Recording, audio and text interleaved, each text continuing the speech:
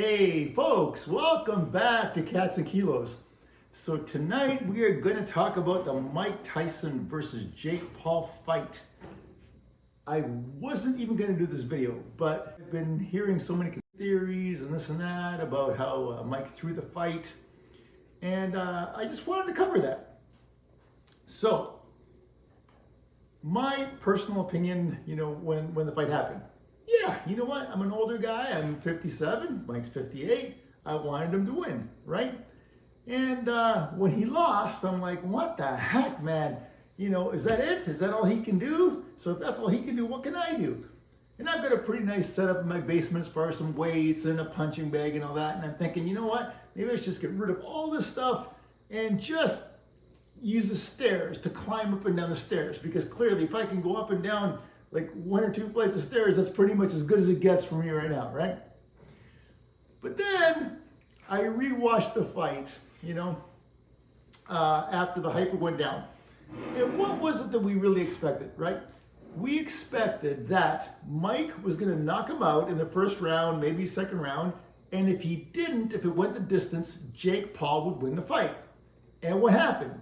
It went the distance, and Jake Paul won the fight. So it wasn't really that much of a surprise, was it? Not only that, Jake Paul was favored to win the fight, based on his age. We covered in a previous video that you lose a certain amount in vertical jump every decade, and I think that there's an exponential curve to that, in fact. I think, the older you get, I'm not sure if it's exponential, but it's definitely not linear, the less your vertical jump is going to be by a significant amount, meaning you're going to be less and less explosive.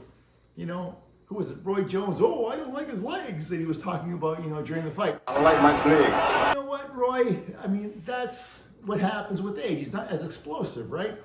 And considering that in order to hit really hard, you want to hit with your whole body. A lot of the power is going to come through your legs, through that kinematic chain, that chain of motion. Meaning, your whole body is going to hit the person, not just your arms. You're not going to be just doing arm punches. You're going to be hitting with your whole body. And a lot of the power is going to come through your legs. So as you lose strength overall, including your legs and explosiveness, you're not going to be able to hit as hard. You won't be able to move as quickly, and people will point to, look at Mike before the fight. Look how he was hitting the bag. He held back on Jake Paul because he wasn't hitting him like that. He wasn't hitting him like that because Jake Paul was not a stationary target, right? He tried, when he's coming in, but, when your target's moving away, there was some conspiracy thoughts that we have still shots of Mike. Look, he's winding up. He could have hit him, but he didn't. When your opponent moves out of the way and you try to hit him with an off-balance shot, you're also setting yourself up to be knocked out also, right? All right, so having said all that, how did Mike do? He actually did pretty well. He won definitely the first round, and probably won the second round too. We are putting the real into real. Again, these are two. See more action. He just landed the overhand right, testing the beard of Paul early. Paul has hit him too. So they both are trading punches now.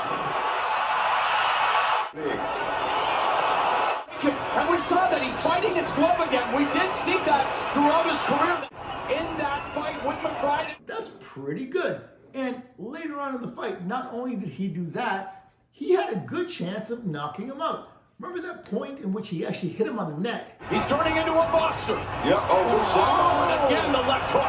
Good shot by Mike. And then Jake Paul, to show that he wasn't hurt, was like, Right there was partially blocked by Mike's shoulder, but then when Mike landed a left hook on the neck, he hit him clean and hit him on the neck. So that wasn't going to have no effect. Which showed that he was definitely hurt. It stung. That was quite a shot. Now, it was on his neck. If it was just maybe 2 or 3 inches higher, it would have clipped him. It would have hit him right in the jaw, and that could have been a knockout. It wouldn't just change the whole fight.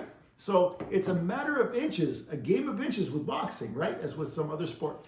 I wanna be the best in the game, invest in my name. Check no restraints, I'm obsessed with the pain. I ingest, I retain, assess and I change. Possessed by the thought I'll be free one day from society's restraints. Money, clout and fame, mud, disease, a plague. We all love to hate, have to play the game, have to make a name. All our insecurities are on display. This is war with the enemy, think that it was meant to be. Living in a time where disease is on every screen. Good for you, Mike. Hopefully you're not going to do too much more of this, if at all. I mean, we all want to remember you as the killer that you were. And of course, Jake Paul getting it with the Mike Tyson of, in the old days, everybody knows what would happen, right? But that's all right. So that's my opinion for tonight. If you feel otherwise, please post in the comments below. I'd like to see what you think, or if you agree, let me know. Please don't forget to give us a like and subscribe to our channel. We would love to have you. We will see you next time.